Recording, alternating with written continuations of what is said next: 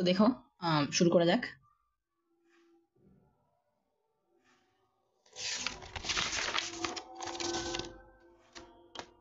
আচ্ছা, তো এখানে আমরা এখন ট্রান্সক্রিপশন পড়বো। এটাতে অনেক কম টাইম দিব আমরা। দেখো, ট্রান্সক্রিপশন হলো ডিএনএ এর ওই যে বেস সিকোয়েন্স আছে না, বেস, বইয়ে বেস বলে, তোমরাও পড়বা বেস।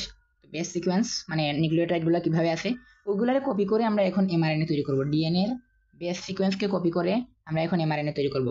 ঠিক আছে, তো চলো আমরা এখন একটা ডিএনএ নিলাম। ডিএনএ বলবো পেছানো থাকে। আমি যখন রেপ্লিকেশন পড়াইছিলাম তখন বলছি যে পেছানো থেকে আমরা এইটা নিয়ে মানে ব্যাখ্যা দিব, তবে পেছানো দিয়ে ব্যাখ্যা দেওয়া যায়। তো ধরো এখানে কয়টা দাগ দিয়ে নিই আমি। আচ্ছা,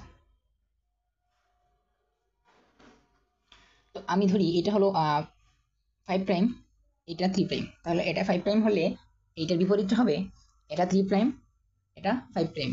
ঠিক আছে, এর মধ্য দিয়ে আরএনএ তৈরি হবে। আরএনএটা তৈরি হবে হুবহু নিচেরটার মতো, কিন্তু উপরেরটার অনুসারে।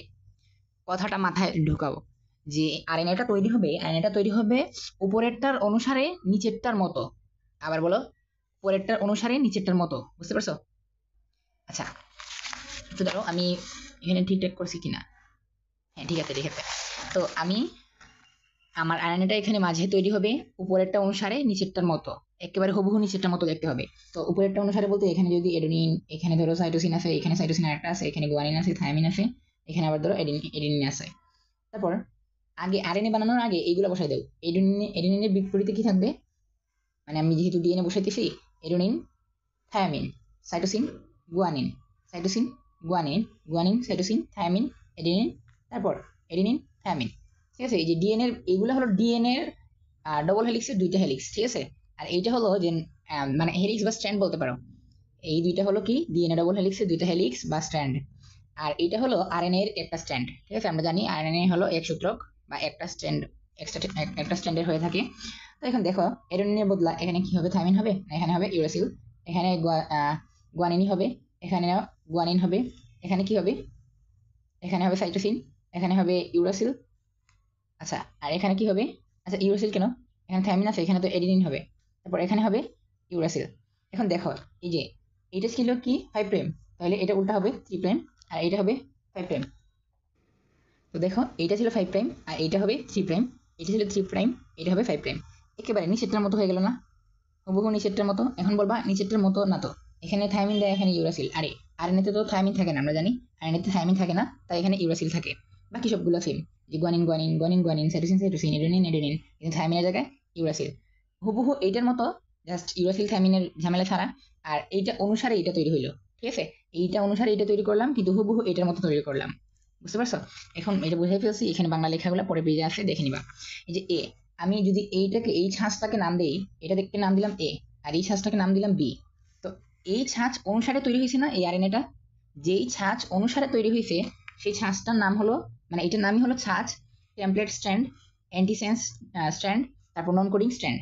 তো এই আমাদের আরএনএটা, এমআরএনএটা যেইটা অনুসারে তৈরি হয়েছে, যে স্ট্র্যান্ডটা অনুসারে তৈরি হয়েছে, সেই স্ট্র্যান্ডটার নাম হলো ছাঁচ, টেমপ্লেট স্ট্র্যান্ড, অ্যান্টিসেন্স স্ট্র্যান্ড, নন কোডিং স্ট্র্যান্ড। আচ্ছা, তারপর যেটার মতো হুবহু তৈরি হইলো আমাদের আরএনএটা, মানে বি এর মতো হুবহু তৈরি হইলো, বি এর নামগুলো হলো হুবহু কমপ্লিমেন্টারি স্ট্র্যান্ড, তারপর সেন্স স্ট্র্যান্ড, আর হলো কোডিং স্ট্র্যান্ড। আগেরটা ছিল নন কোডিং, এটা হলো কোডিং। আগেরটা ছিল অ্যান্টিসেন্স, এটা হলো সেন্স। আগেরটা ছিল টেমপ্লেট, এটা হলো কমপ্লিমেন্টারি। কমপ্লিমেন্টারি বলতে সেম টু সেম, মানে এইটার কমপ্লিমেন্টারি এটা। ঠিক আছে, এটার কমপ্লিমেন্টারি এটা। কমপ্লিমেন্টারি বলতে উল্টা বোঝায়। উল্টা কিভাবে, এটা 5' এখানে, এটা 3' এখানে, আর এটার 3' এখানে, এটা 5' এখানে। ঠিক আছে, আশা করি বুঝতে পারতেছো। যেইটা অনুসারে আরএনএটা তৈরি হয়েছে ওইটার নাম এগুলা। তারপর যেইটার মতো হুবহু তৈরি হয়েছে আরএনএটা, সেইটার নাম এগুলা। মুখস্থ করে নিবা, বোঝানোর কিছু নাই। আচ্ছা, আগের অ্যাপ্লিকেশনে আমাদের কয়েকটা উপাদান ছিল বা উপকরণ ছিল, 3টা উপকরণ ছিল। সিনটুফিম এখানেও 3টা উপকরণ আছে। ছাঁচ, নিউক্লিওটাইড, ট্রাইফসফেট মানে এডিপি, তারপর সিটিপি, টিটিপি, তারপর আর কি ছিল, জিটিপি। তো এগুলা আর বলতেছি না, এখানে আসো। প্রোটিন এনজাইম, তো এখানে কিছু প্রোটিন বা এনজাইম ইউজ হবে। তার মধ্যে সবচেয়ে গুরুত্বপূর্ণ বা প্রধান হলো, প্রধান লেখা তোমাদের বইয়ে, হয়তো তোমাদের বইয়ে প্রধান লেখা। তো সবচেয়ে গুরুত্বপূর্ণ বা প্রধান হইলো আরএনএ পলিমারেজ। তো আগেও দেখছিলাম যে আমাদের রেপ্লিকেশনের সময় সবচেয়ে গুরুত্বপূর্ণ বা প্রধান এনজাইম ছিল ডিএনএ পলিমারেজ, আর এখন আছে কি আরএনএ পলিমারেজ। তো আরএনএ পলিমারেজ আছে, আরএনএ পলিমারেজ পাওয়া যায় 3টা। ঠিক আছে, আমরা ডিএনএ পলিমারেজ কয়টা পাওয়া যায় দেখছিলাম, 5টা। 5টার মধ্যে আমাদের ইউজ করা লাগছিল 3টা, কিন্তু এখানে আরএনএ পলিমারেজই পাওয়া যায় 3টা। ঠিক আছে, বুঝতে পারছো? তো ডিএনএ পলিমারেজ আগে কি করতো? ডিএনএ পলিমারেজ আগে আমাদের রেপ্লিকেশনটা শুরু করতো ডিএনএ পলিমারেজ 3। আরএনএ পলিমারেজও সেম কাজই করবে। চলো কি করে দেখো আরএনএ পলিমারেজ। এখন আগে আমরা যখন রেপ্লিকেশন করছিলাম এখানে দেখছিলাম ধাপ আছে কয়টা জানি, ধাপ আছে 3টা। ঠিক আছে, শুরু, তারপর হলো সম্পূরক স্ট্র্যান্ড তৈরি, তারপর হলো টার্মিনেশন বা শেষ, বা শেষের সাথে আবার ছিল প্রুফ রিডিং ছিল। কিন্তু এখানে ধাপ 3টা, এই ধাপের আবার পরিমার্জন 3টা। এই 3 ধাপ পরে প্রি আরএনএ তৈরি হয়ে যাবে। মানে এই আরএনএ কে তুমি ডিরেক্ট ইউজ করতে পারবা না, এখানে ঝামেলা থাকবে, নন কোডিং অঞ্চল থাকবে, ওইটাকে বাদ দিতে হবে। মানে যে অঞ্চলগুলা কোড তৈরি করতে পারে না, নিউক্লিওটাইডের কোডগুলা তৈরি করতে পারে না, ওইগুলাকে বাদ দিতে হবে। তো ধাপ 3টে দেখি। ধাপ 3টার পরে পরিমার্জন 3টা আছে। পরিমার্জন বলতে ওই যে প্রুফ রিডিং করছিলাম আগে রেপ্লিকেশনে, জাস্ট একটা ধাপে গিয়ে করছিলাম প্রুফ রিডিং। এখানে প্রুফ রিডিং এর মতোই পরিমার্জনটা 3টা ধাপে করা হয়েছে, পরিমার্জন 1, পরিমার্জন 2, পরিমার্জন 3। আচ্ছা, তাহলে ধাপগুলো শুরু করা যাক। দেখো, শুরু ধাপের নাম হলো সূচনা, অবশ্যই শুরু ধাপের নাম সূচনা হবে। আচ্ছা, রেপ্লিকেশন শুরু হওয়ার সময় কি হয়েছিল? ওই যে পেজ খুলে গেছিল হাইড্রোজেন বন্ড ভেঙে, এখানেও পেজ খুলতে হবে। তো আমাদের পেজ খুলতে সাহায্য করছিল কে? পেজ খুলতে সাহায্য করছিল কে? ট্রপোআইসোমারেজ। ঠিক আছে, এটা তো ট্রপোআইসোমারেজ না, দেখতে হবে এটার নাম কি ছিল। হ্যাঁ, এটার নাম ট্রপোআইসোমারেজ ছিল, আমি কনফিউশনে ছিলাম। ট্রপোআইসোমারেজ হলো কি আমাদেরকে পেজ লাগাইতে দিত না, আর হেলিকেজ আমাদের হাইড্রোজেন বন্ড ভেঙে পেজ খুলতে সাহায্য করছিল। তো কিন্তু এখানে আমাদের হেলিকেজ টেলিকেজ নাই, আমাদের এখানে আরএনএ পলিমারেজই এই কাজটা করবে। ঠিক আছে, পেজ খুলে সূচনা করবে, পেজ খোলার মাধ্যমে সে কি করবে? সূচনা করবে। তো আগে যেহেতু হেলিকেজ ছিল, এখন ডিরেক্ট আরএনএ পলিমারেজ চলে আসছে। তো আরএনএ পলিমারেজ ডিরেক্ট একলা কাজ করবে না, ও প্রমোটারের সাথে যুক্ত হয়ে, মানে যে তোমার এই ট্রান্সক্রিপশনটাকে প্রমোট করবে, প্রমোটারের সাথে যুক্ত হয়ে কাজ শুরু করে দিবে। কাজ শুরু করা মানে কি? পেজ খুলে দেওয়া, পেজ খুলে দিলেই কাজ শুরু হয়ে যাবে। তো এখন দেখো এই প্রমোটার জিনিসটা কি। আদি কোষে এইরকম একটা সিকোয়েন্স থাকবে, thymine adenine, thymine adenine, adenine thymine. তো তোমরা এটাকে টিএএটি দ্বারা মনে রাখবা, এটাকে বলে টিএটি বক্স। ঠিক আছে, আর প্রকৃত কোষে প্রমোটার হিসেবে কাজ করে টিএ মানে টাটা বক্স। ঠিক আছে, এটাকে টাটা বক্স বলে। তো টাটা বক্স বলতে হলো থায়ামিন এডেনিন, থায়ামিন এডেনিন। যে জায়গায় থায়ামিন এডেনিন এইরকম পাবা, সেখান থেকেই তোমার কি ট্রান্সক্রিপশন শুরু হয়ে যাবে। আর ওই জায়গাটাকেই প্রমোটার বলে। ঠিক আছে, প্রকৃত কোষের ক্ষেত্রে টাটাকে বলে, টাটা বক্সকে বলে প্রমোটার। আর আদি কোষের ক্ষেত্রে এই যে টি বক্সকে বলে প্রমোটার। ঠিক আছে, এই প্রমোটারের সাথে আরএনএ পলিমারেজ যুক্ত হয়ে পেজ খুলবে, তখনই ট্রান্সক্রিপশন শুরু হয়ে যাবে। আশা করি বুঝতে পারতেছো, অনেকবার বললাম। এখন এই ধাপটা সহজ ছিল। এখন আসো 2 নম্বর ধাপে। বলছে একের পর এক এডেনিন, থায়ামিন, সাইটোসিন, গুয়ানিন যুক্ত হতে হবে। অবশ্যই আমি যদি এমআরএনএ কে বর্ধিত করতে চাই তাহলে তো অবশ্যই আমার সিকোয়েন্সটাকে লম্বা করতে হবে। ওই যে আমাদের নিউক্লিওটাইডের যে সিকোয়েন্সটা ছিল ওইটাকে লম্বা করতে হবে। তাই ক্রমানুসারে না, এডেনিন, থায়ামিন, সাইটোসিন, গুয়ানিন এইভাবে না, উল্টাপাল্টা একটার পর একটা বসে বসে কি হবে? যে বর্ধিত হতে থাকবে। দেখো ধাপ 2 এর নাম কি ছিল? বর্ধিতকরণ। বর্ধিত হইতে থাকবে ওই স্ট্র্যান্ডটা, আরএনএ স্ট্র্যান্ডটা। তখন একটু দেখবা যে আমরা যা বলে আসছি যে 5 প্রাইম 3 ডিএনএ অনুসারে এটা তৈরি হবে আরএনএটা। ঠিক আছে, কিন্তু সে নিজে হবে 3 প্রাইম 5, নিচের স্ট্র্যান্ডটার মতো। ঠিক আছে, এইটা অনুসারে সে তৈরি হইলো, কিন্তু তৈরি হইলো কার মতো? এর মতো।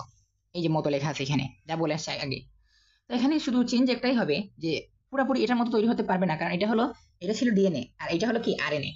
তো ডিএনএ তে থাকে থায়ামিন, আর এখানে থায়ামিনের বদলে চলে আসে ইউরাসিল, আমরা এখানে লিখে দিছি। কঠিন কিছু? এটা তো আগে বলে আসলাম না। এই যে আগে যে এখানে বলছিলাম যে এই আরএনএটা তৈরি হয়েছে মূলত উপরের স্ট্র্যান্ড অনুসারে, কিন্তু নিচের স্ট্র্যান্ডের মতো হুবহু। এই কথাটাই এখানে বলছে 2 নম্বর লাইনে। আচ্ছা, 3 নম্বর লাইনে কি বলছে? ডিএনএ আরএনএ ডবল হেলিক্স গঠন হয়। তো এটা একটা কি বলবো, কমপ্লেক্স অবস্থা। কারণ আমরা জানি ডিএনএ দুইটা স্ট্র্যান্ড মিলিয়ে ডবল হেলিক্স গঠন করে এইভাবে, এই যে এইভাবে। কিন্তু এখানে ডিএনএ আর আরএনএ মিলা একটু যে সাময়িকভাবে একটা ডবল হেলিক্স তৈরি করে। পরবর্তীতে অবশ্য এই ডবল হেলিক্স থেকে আরএনএটা খুলে যায়, বা আরএনএটা বের হয়ে সামনের দিকে চলে যায়। তখন কি পেছনের ডিএনএটা পেস্ট লেগে যায়। এখন বলবা যে কি বলতেছে এইসব। দেখো, প্রথমে তো এরকম পেজ ছিল ডিএনএ তে, এরকম পেজ ছিল।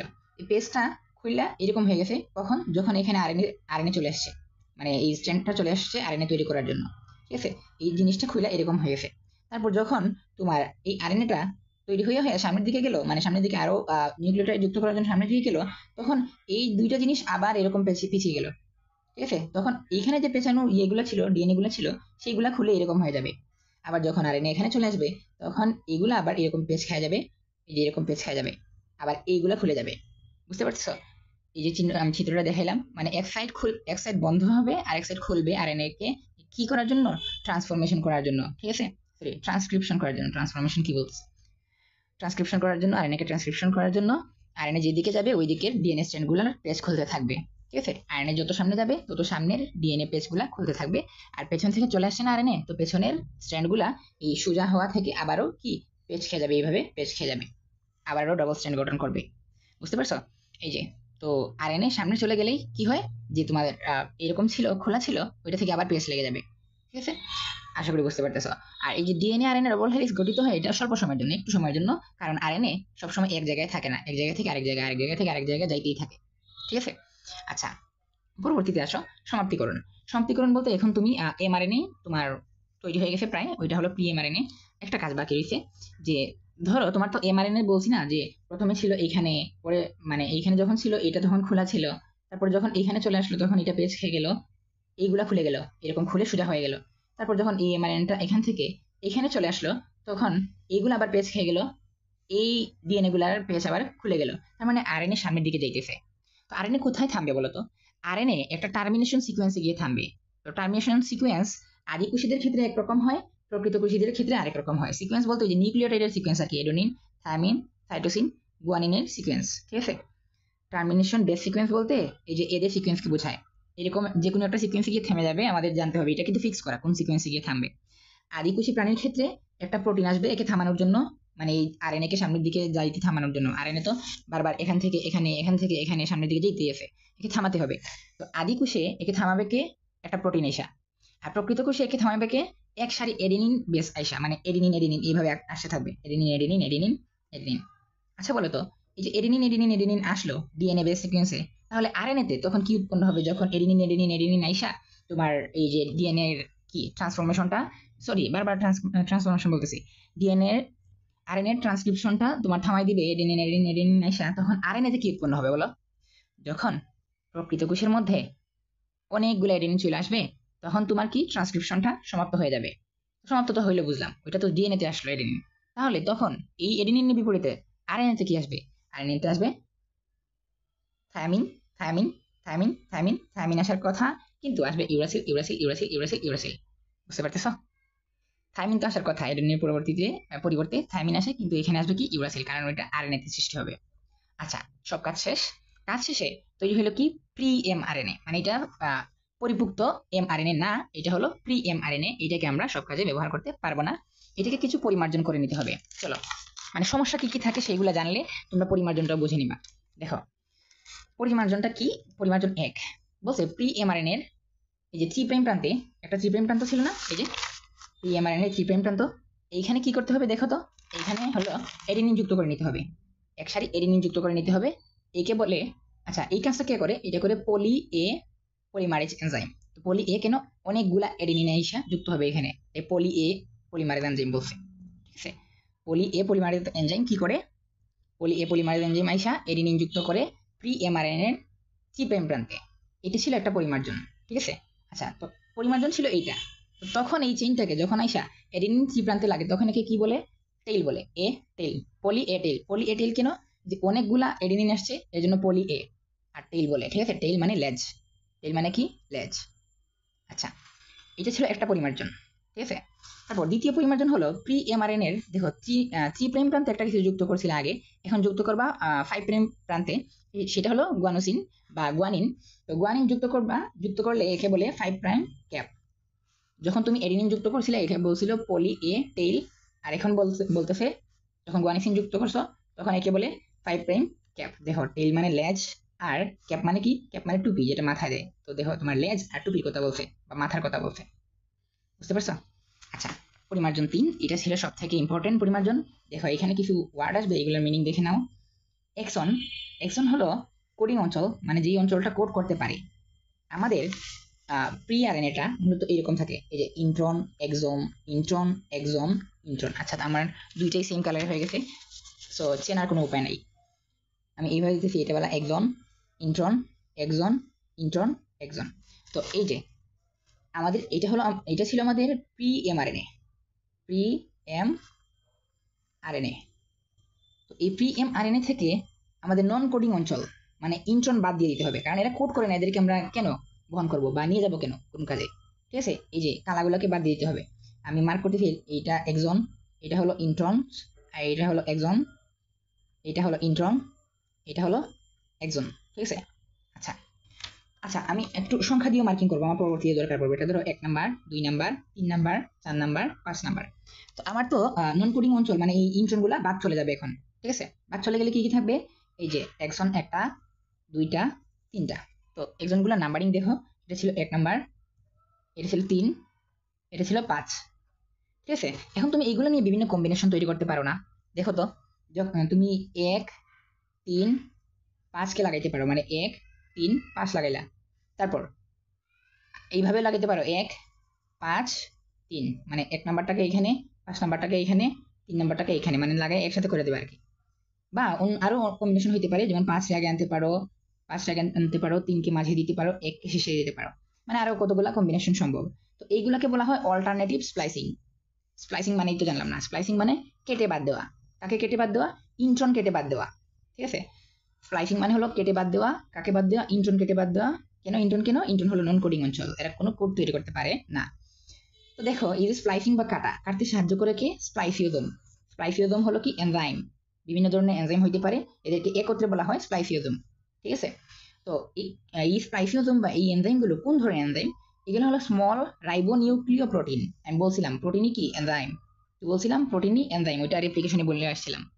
তো স্প্লাইসিওজোম গুলো মূলত কি? Small ribonucleoprotein. ঠিক আছে? তো এই প্রোটিনগুলোকে আমরা এনজাইম বলতে পারি। আর অল্টারনেটিভ স্প্লাইসিং কি? ওই যে ইন্ট্রন বাদ দেওয়ার পর আমি যে 1, 3, 5 পাইছিলাম, এগুলাকে বিভিন্ন ভাবে সাজানোকে বলা হয় অল্টারনেটিভ স্প্লাইসিং। ঠিক আছে? আমরা 1, 3, 5 এভাবে সাজাইতে পারি, 5, 3, 1 সাজাইতে পারি, তারপর 1, 5, 3 সাজাইতে পারি, তারপর সাজাইতে পারি 5, 1, 3, মানে অনেক ভাবে সাজানো যাইতে পারে। ঠিক আছে? হয়তো 8টা মেবি 8টা কম্বিনেশন পাওয়া সম্ভব। তো এই যে বিভিন্ন ভাবে সাজাইলে আমরা এই যে এইটা পাইছিলাম, এই যে এই এমআরএনএটা পাইছিলাম। এখন যেগুলো পাইছো ইন্ট্রন বাদ দেওয়ার পর, ইন্ট্রন বাদ দেওয়ার পর যেগুলো পাইছো সেগুলো হলো তোমার মেইন এমআরএনএ। এইগুলো তুমি সব জায়গায় ইউজ করতে পারবা, এটা কোনো প্রি এমআরএনএ না। প্রি এমআরএনএ কখন থাকে? যখন ইন্ট্রন থাকে। ইন্ট্রন বাদ দিয়ে দিলে এটা মেইন এমআরএনএ পেয়ে যায়। তো এই মেইন এমআরএনএ এর বিভিন্ন ধরনের বৈশিষ্ট্য বা কম্বিনেশন পাওয়া সম্ভব কিভাবে? ওই যে একজনগুলাকে একবার এক একটাকে এক এক জায়গায় বসায়া বসায়া। বুঝতে পারছো? এইটার একটা বৈশিষ্ট্য হবে, এইটার জন্য একটা বৈশিষ্ট্য হবে, এইটার জন্য একটা বৈশিষ্ট্য হবে, তারপর এইটার জন্য একটা বৈশিষ্ট্য হবে। বুঝতে পারছো? আশা করি বুঝতে পারছো। ট্রান্সক্রিপশন এতটুকুই, তোমাদের এমআরএনএ তৈরি করা শেষ। ট্রান্সলেশনে তোমরা এমআরএনএ থেকে প্রোটিন তৈরি করা শিখবা।